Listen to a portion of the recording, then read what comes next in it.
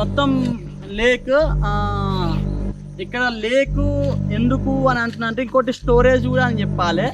ఎందుకంటే అక్కడ దూరంగా ఒక వాల్ కనిపిస్తుంది.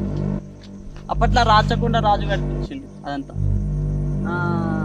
ఎందుకంటే నీళ్ళు స్టోరేజ్ చేయడానికి, లేకపోతే ఆ గోడ లేకపోతే అటు లోయ లెక్క ఉంటారు పక్క.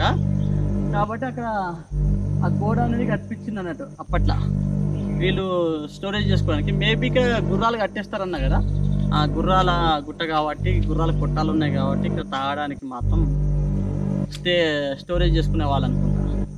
కాబట్టి మనకి ఆ దృశ్యాలు ఇక్కడ కనిపిస్తున్నాయి.